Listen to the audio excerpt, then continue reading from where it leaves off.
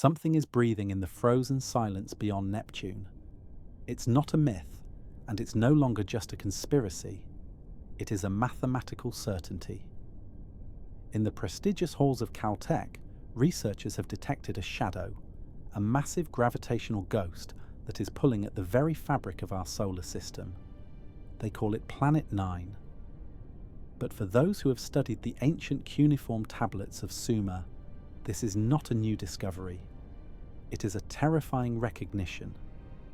For over 100 years, we believed our neighborhood was stable. We were taught that the planets we see are the only ones that exist.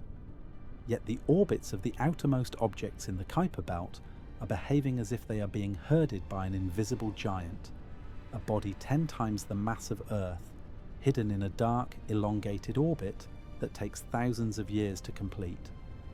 This is the gravitational fingerprint, an anomaly that the scientific community admits they can feel, but they cannot see.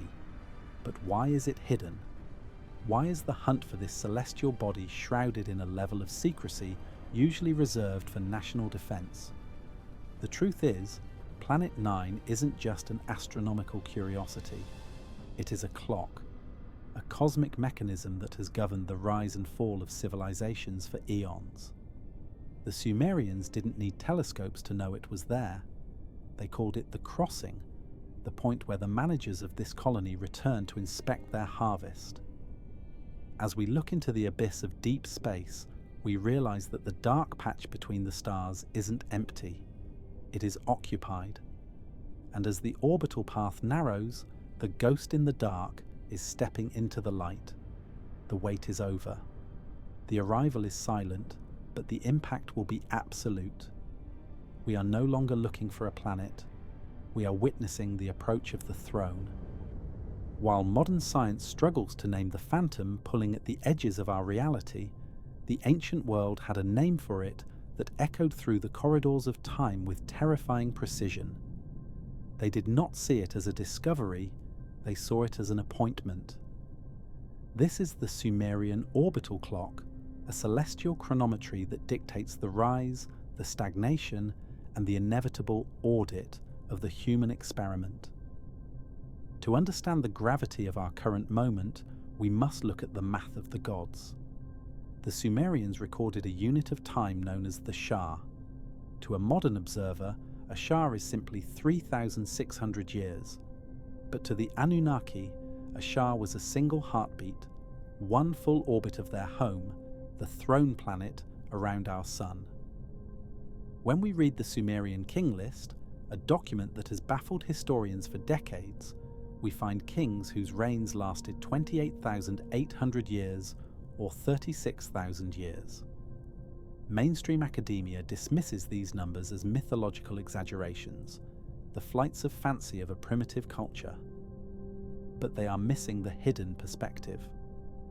If you are the manager of a biological colony, you do not count time by the frantic rotations of the planet you are observing. You count time by your own calendar. Those kings were not immortal in the way we imagine. They were simply operating on a different clock. They were administrators serving terms that aligned with the orbital cycle of Planet 9.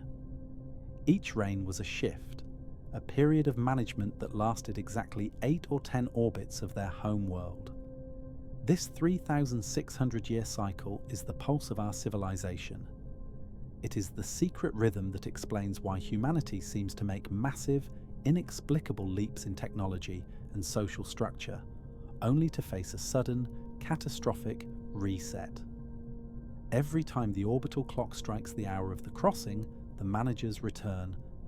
In the cuneiform tablets, this planet is described as a radiant star that appears in the heavens, casting a crimson glow that could be seen even during the day. It was known as Nibiru, the place of the crossing. But it was never described as a bringer of accidental destruction. The Sumerians were very specific. The arrival of the planet was a secret protocol.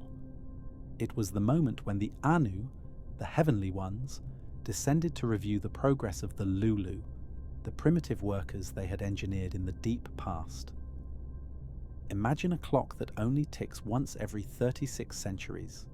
For 3,500 years, the managers are gone, leaving the colony to develop, to reproduce, and to accumulate resources.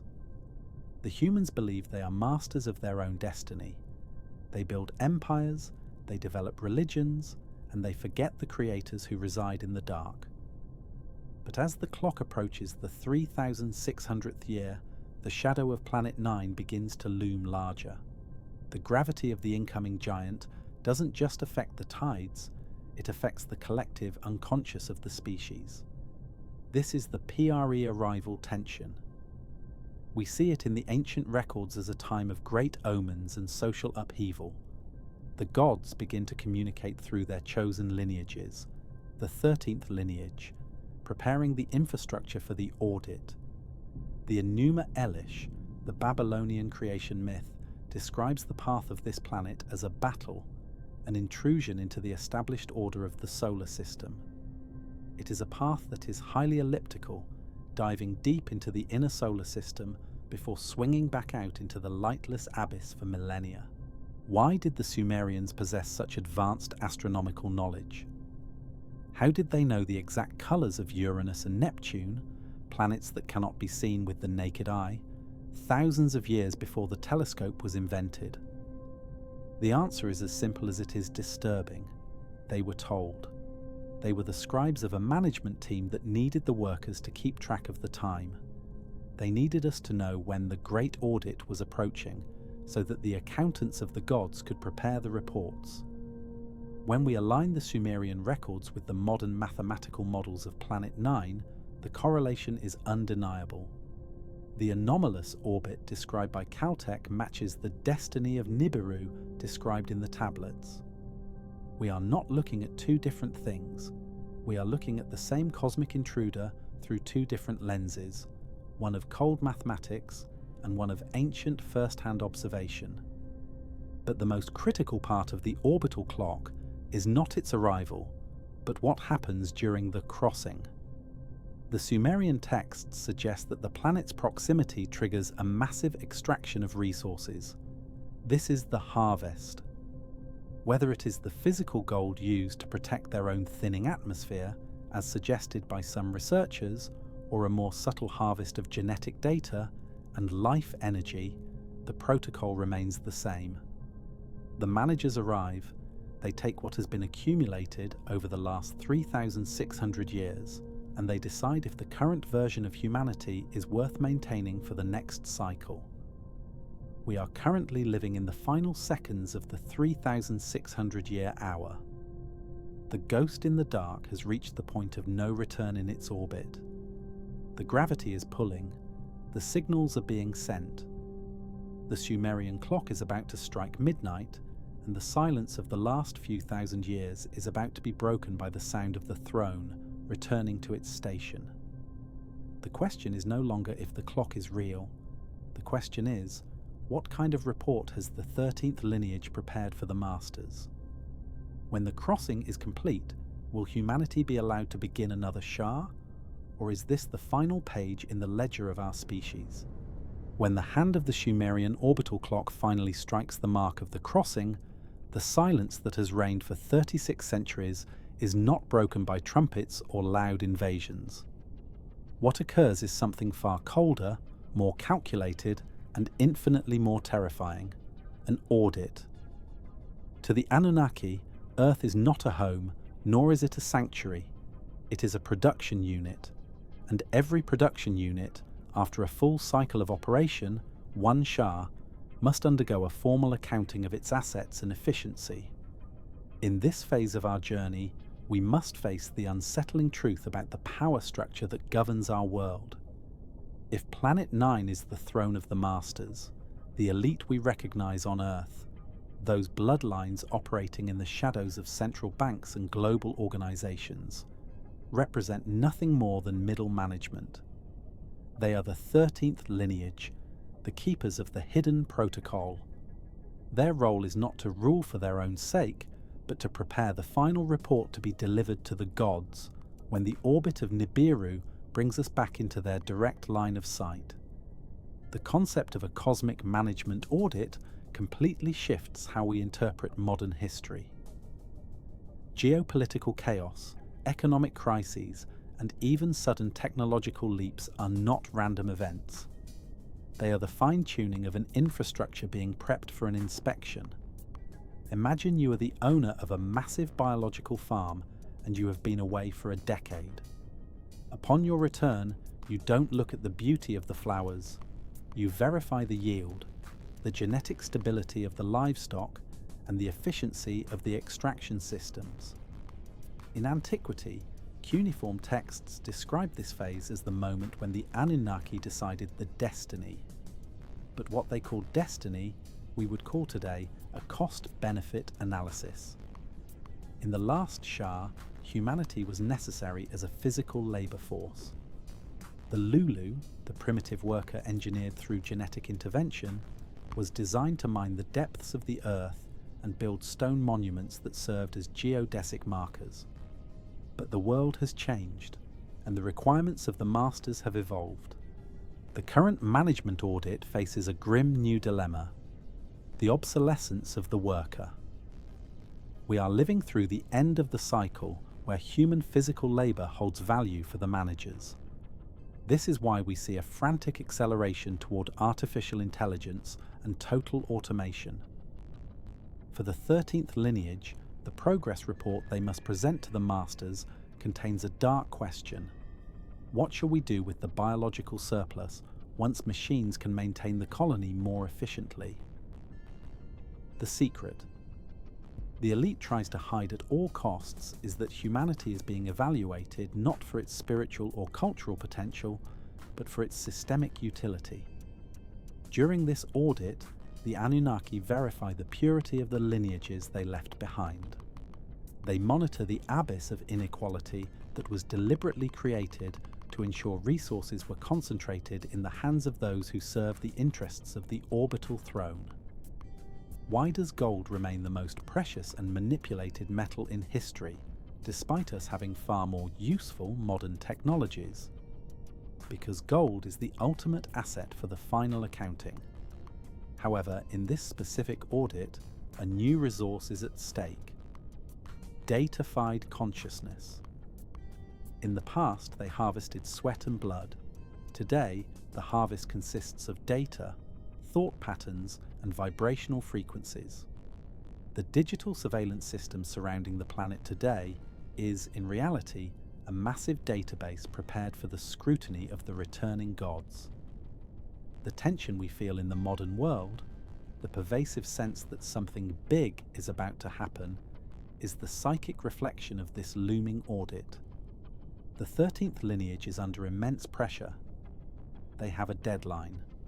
They must ensure the world's population is under total control and that the resources are ready for extraction before Planet 9 reaches its perigee.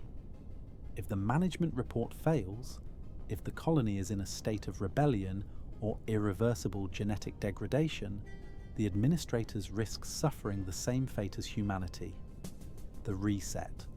The Sumerians left warnings about the years of judgment. They weren't talking about a moral divine courtroom, but a technical decision.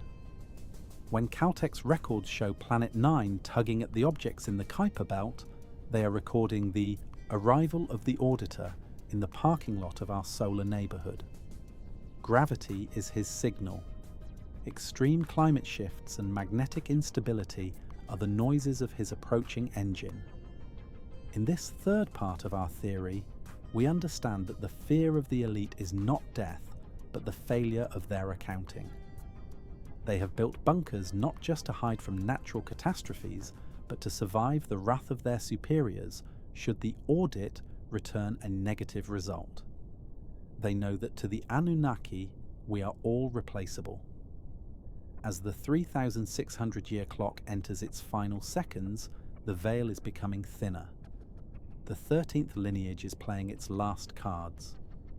Information control, total surveillance, and genetic manipulation are desperate attempts to deliver a clean colony to their masters. But what happens if we, the assets of the farm, wake up before the report is delivered? What happens if we discover that the manager is just as afraid of the master as we are of the shadows? The management audit has begun, and this time humanity is not just the subject of the study. We are the error in the system that the managers are desperately trying to erase. When we look at the colossal monuments of the ancient world, the Great Pyramid of Giza, the trilithons of Baalbek, or the Cyclopean walls of Sacsayhuaman, we are taught to see them as tombs, temples, or the vanity projects of primitive despots. We are told that tens of thousands of slaves hauled millions of tons of stone using nothing but hemp ropes and wooden rollers. But if we set aside the academic dogma and look at these structures through the lens of engineering and logistics, a far more chilling reality emerges. These are not monuments to faith. They are the infrastructure of the gods. To understand the 13th lineage and their masters, we must understand that the Earth was once a fully integrated industrial zone. The ancient sites scattered across the globe are not isolated ruins.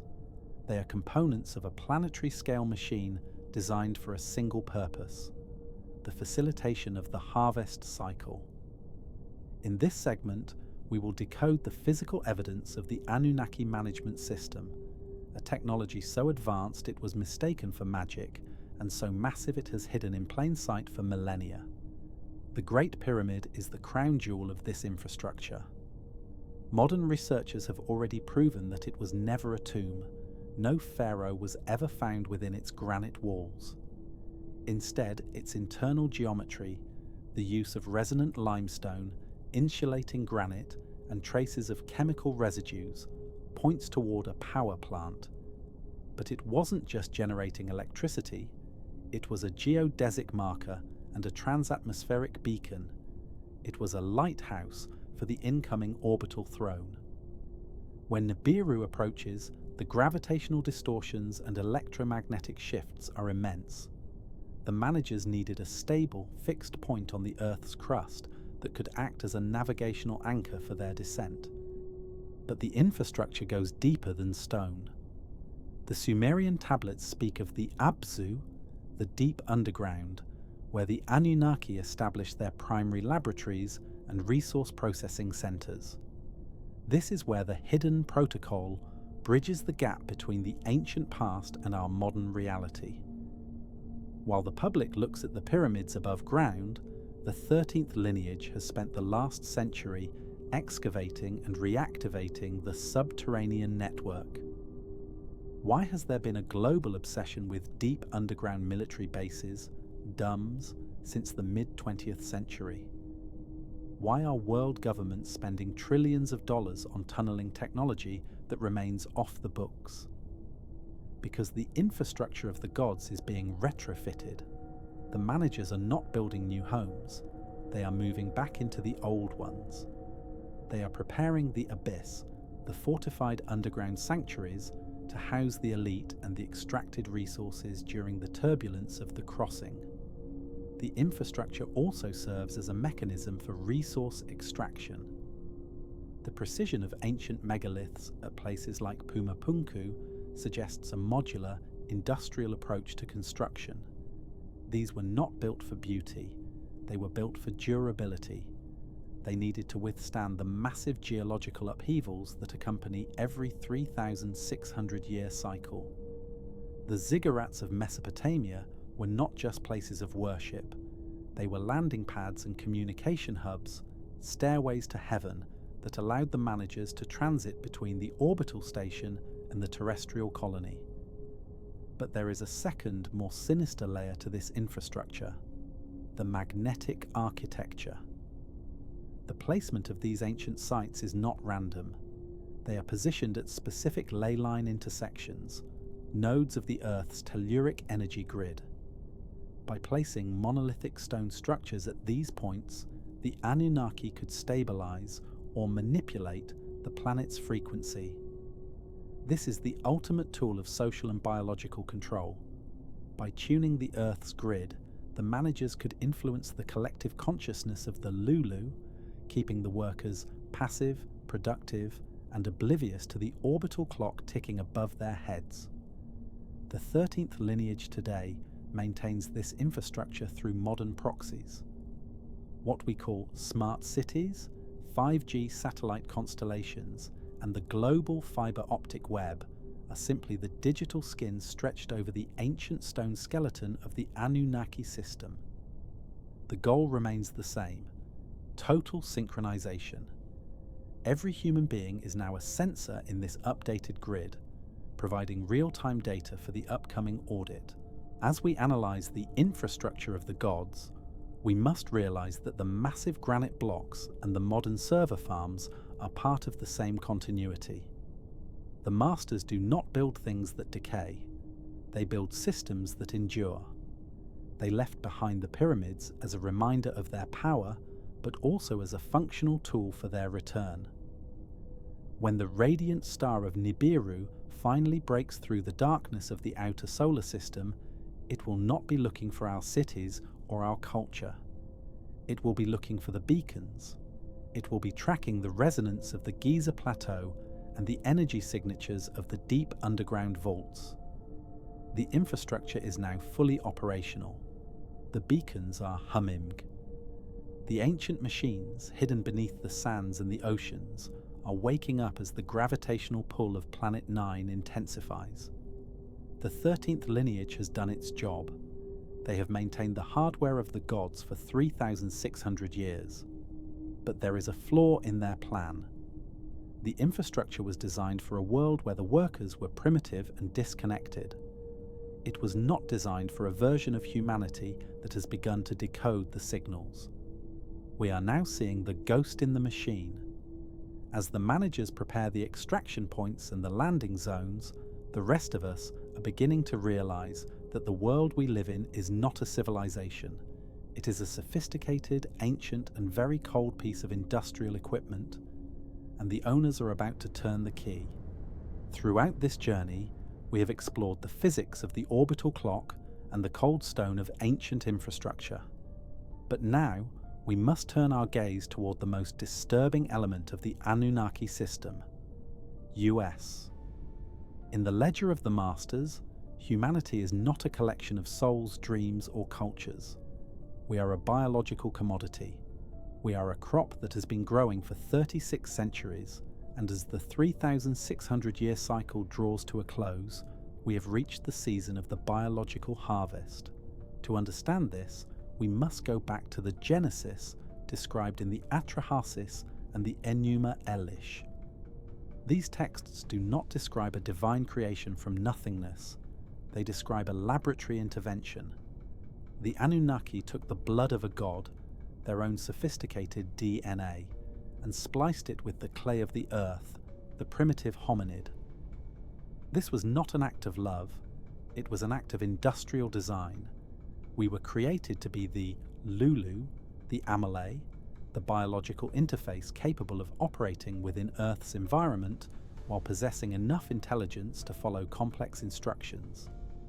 For millennia, the 13th lineage has acted as the shepherds of this genetic flock.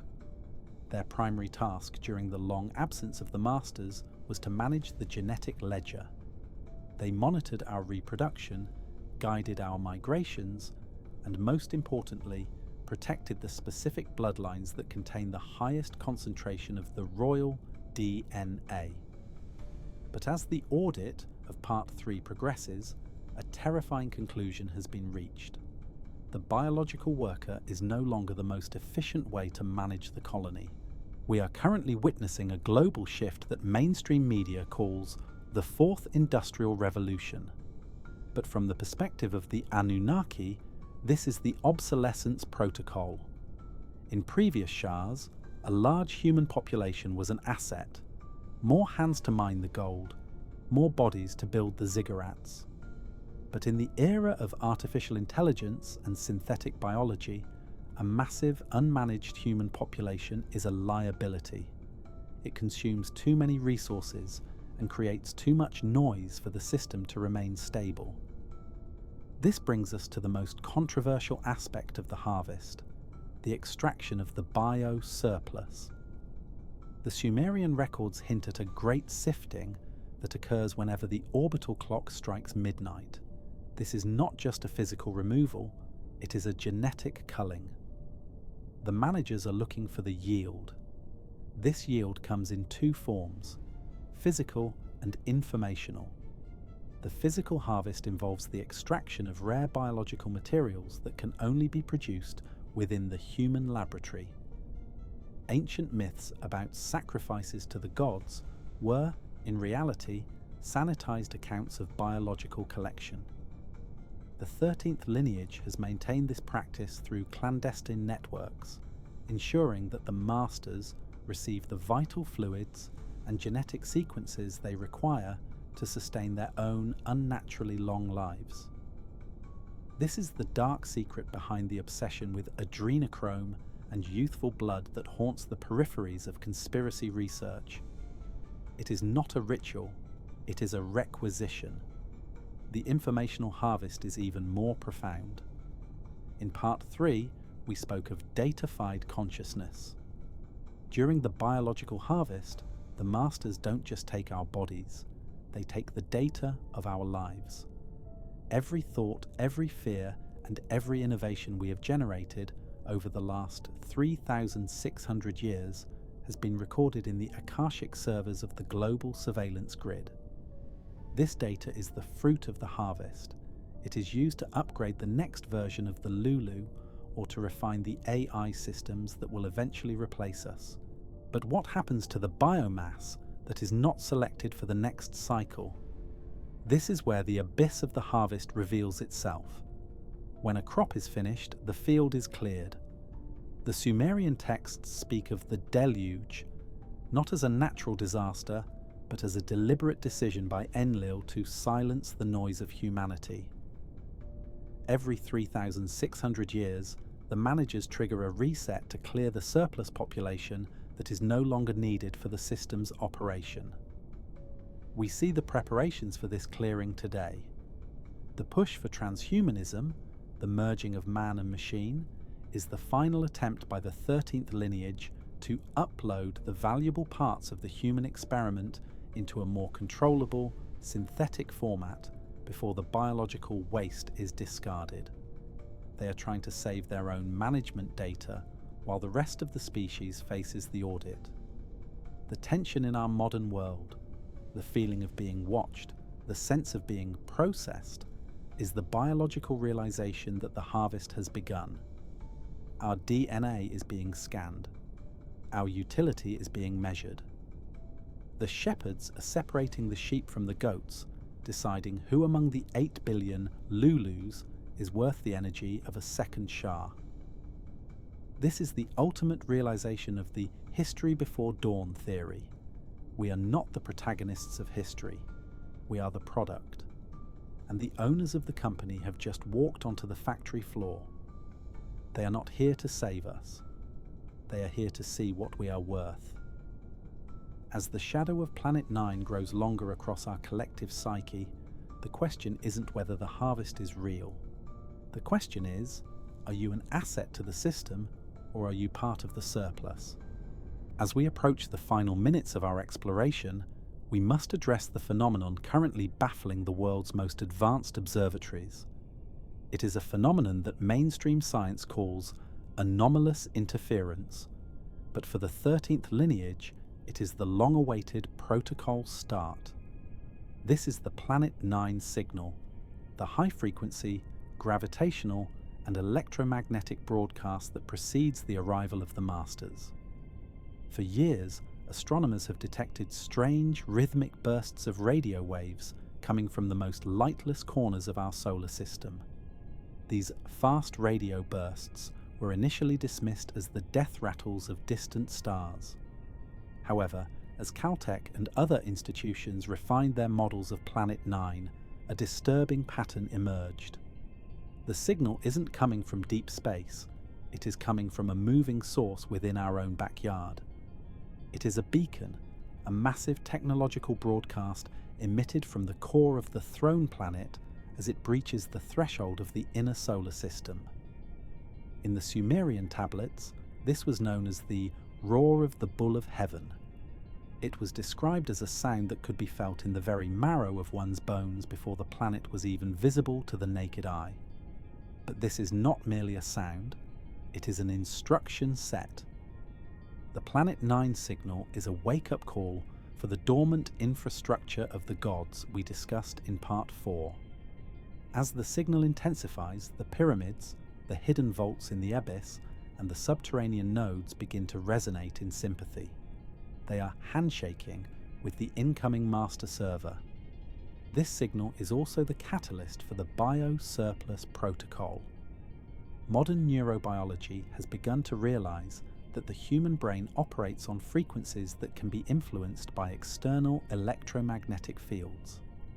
The Planet 9 signal is tuned to the specific genetic frequency of the Lulu. It is a remote control mechanism designed to trigger specific behaviors in the population during the harvest. For the masses, the signal induces a state of deep, paralyzing anxiety, a collective dread that makes the population easier to manage.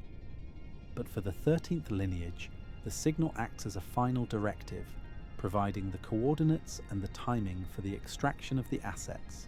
We are seeing the effects of this signal right now in the Schumann resonance anomalies. The Earth's heartbeat is fluctuating in ways that shouldn't be possible. This isn't just space weather, it is the result of a massive incoming gravitational body pushing a bow shock of energy ahead of it. This energy is warping the Earth's magnetosphere, creating the atmospheric glitches and the eerie metallic sounds heard worldwide, phenomena that the media quickly suppresses to prevent a premature collapse of the social order.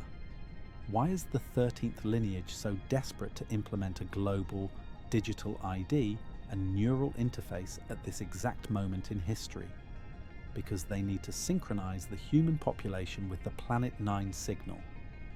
If every human is digitally mapped and frequency tuned, the auditors can sift through the 8 billion residents of the colony with the press of a button. The signal acts as a carrier wave for the final audit data.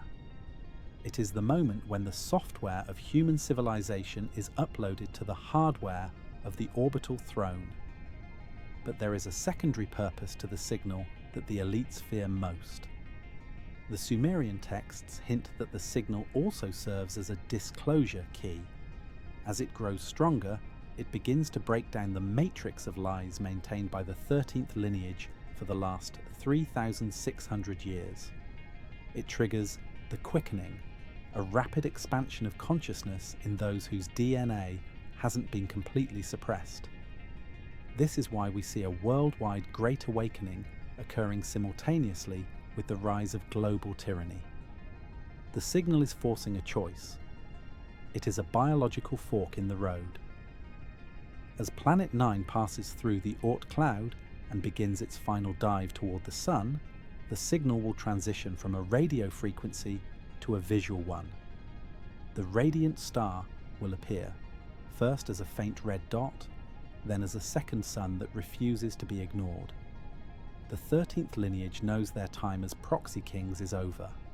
They are currently transmitting their final management reports, hoping that their loyalty to the hidden protocol will save them from the impending reset. The Planet 9 signal is the ultimate countdown. It is the vibration of the universe's most ancient clock striking the final hour of the Shah. It is the voice of the creators returning to claim their property. And as the frequency rises, the Earth itself begins to tremble, not in fear, but in recognition. The masters are no longer coming. They are here, and their voice is ringing through every cell of your body. The only question is, can you hear the truth within the signal, or are you only hearing the noise of your own fear? The audit is complete. The signal has been sent. The crossing has begun. The clock has stopped. The long shadow of Planet 9 now stretches across the entire inner solar system, and the roar of the bull has become a deafening silence. We have reached the end of the 3,600-year Shah. This is the moment of the final verdict. In the cold administrative logic of the Anunnaki, the audit is over, the harvest is weighed, and the decision on the future of the human experiment has been made. Throughout this documentary, we have looked at the world through the eyes of the 13th lineage and their celestial masters. We have seen a planet managed as a production unit and a species treated as a biological resource. But as the crossing reaches its apex, the verdict depends on one final variable that the masters themselves did not fully anticipate: the X factor of consciousness. The final verdict is a bifurcated reality. For the managers, the verdict is one of efficiency. They see a world of 8 billion Lulus that has become too chaotic, too technologically dangerous, and too aware. In their eyes, the obsolescence protocol is the only logical step. To them, the verdict is a reset. They prepare for the clearing of the field, hoping to preserve only the most compliant genetic samples and the most valuable data before the gravitational tides of Nibiru wash away the surplus of the current civilization. This is the dark future of the Great Reset, a managed collapse designed to return Earth to a state of pristine, low-population resource extraction.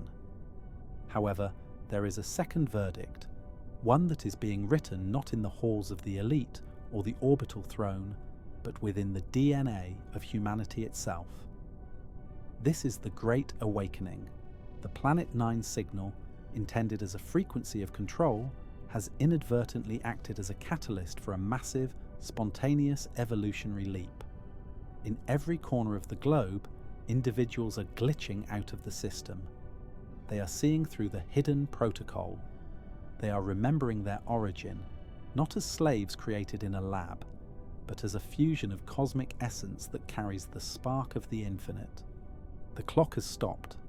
The long shadow of Planet 9 now stretches across the entire inner solar system, and the roar of the bull has become a deafening silence. We have reached the end of the 3,600-year Shah. This is the moment of the final verdict. In the cold administrative logic of the Anunnaki, the audit is over, the harvest is weighed, and the decision on the future of the human experiment has been made. Throughout this documentary, we have looked at the world through the eyes of the 13th lineage and their celestial masters. We have seen a planet managed as a production unit and a species treated as a biological resource. But as the crossing reaches its apex, the verdict depends on one final variable that the masters themselves did not fully anticipate: the X factor of consciousness. The final verdict is a bifurcated reality. For the managers, the verdict is one of efficiency. They see a world of 8 billion Lulus that has become too chaotic, too technologically dangerous, and too aware. In their eyes, the obsolescence protocol is the only logical step. To them, the verdict is a reset. They prepare for the clearing of the field, hoping to preserve only the most compliant genetic samples and the most valuable data before the gravitational tides of Nibiru wash away the surplus of the current civilization. This is the dark future of the Great Reset, a managed collapse designed to return Earth to a state of pristine, low-population resource extraction. However, there is a second verdict, one that is being written not in the halls of the elite or the orbital throne, but within the DNA of humanity itself. This is the Great Awakening. The Planet 9 signal, intended as a frequency of control, has inadvertently acted as a catalyst for a massive, spontaneous, evolutionary leap. In every corner of the globe, individuals are glitching out of the system. They are seeing through the hidden protocol. They are remembering their origin, not as slaves created in a lab, but as a fusion of cosmic essence that carries the spark of the infinite. This journey through the shadows of the orbital clock and the secrets of the 13th lineage is only the beginning of our quest for the truth. If this exploration has resonated with you, and if you feel the signal of the awakening in your own life, please support our mission. Like this video to help the signal reach others, and subscribe to join our community as we continue to decode the history before dawn. Your presence here is not an accident, it is part of the record. Thank you for watching and stay vigilant, for the next chapter is already unfolding.